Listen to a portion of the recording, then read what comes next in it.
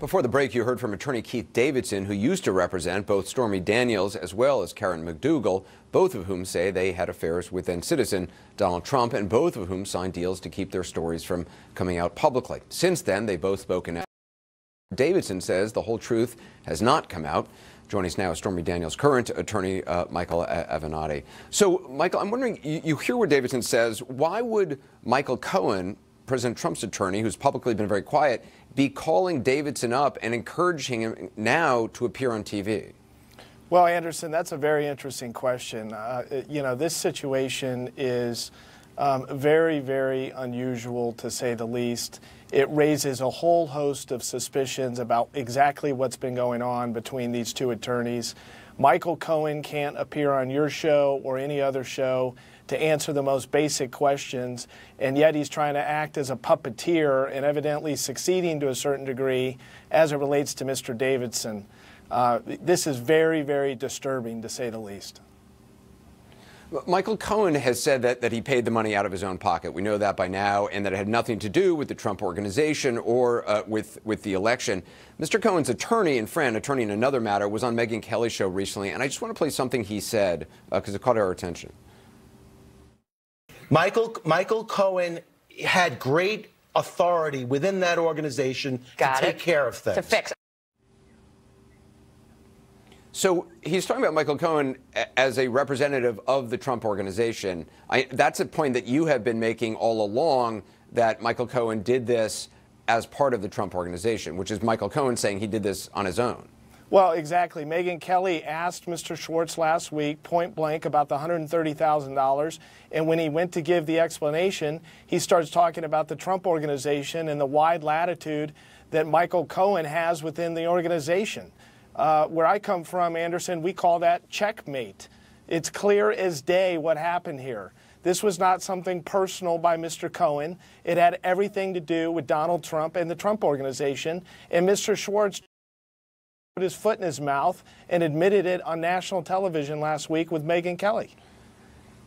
Mr. Schwartz has said that in television interviews that Stormy Daniels and her people are the ones who contacted Michael Cohen before the election, and that's what generated ultimately this hush agreement. Keith Davidson is saying that it was Michael Cohen who called him because he'd heard rumblings about a possible interview. That seems an essential difference in their stories.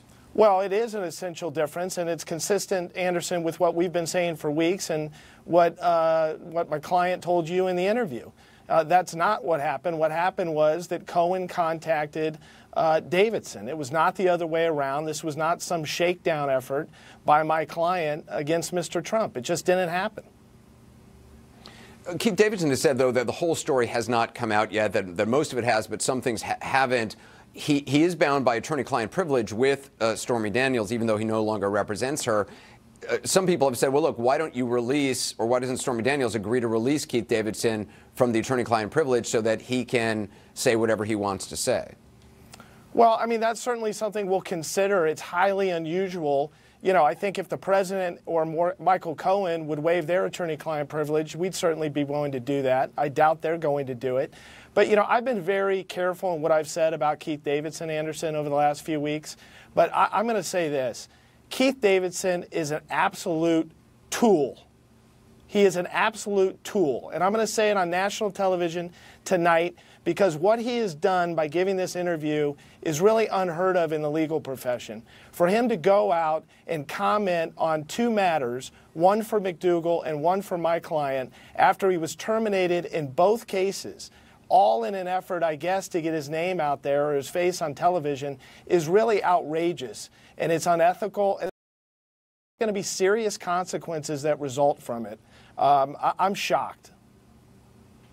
You think he has violated attorney-client privilege? Oh, I think he's violated the attorney-client privilege for both clients. I think he's violated numerous ethical canons. I know for a fact that he was on notice from both clients that he was not to be communicating with the media. And it appears that the only reason that he did it was because Mr. Cohen wanted him to do it. He was in contact with Mr. Cohen, who's encouraging him to go out on television and tell a story presumably to support Mr. Cohen. I guess Mr. Davidson is now the new Mr. Schwartz. Mr. Schwartz has been replaced now by Mr. Davidson. It's remarkable.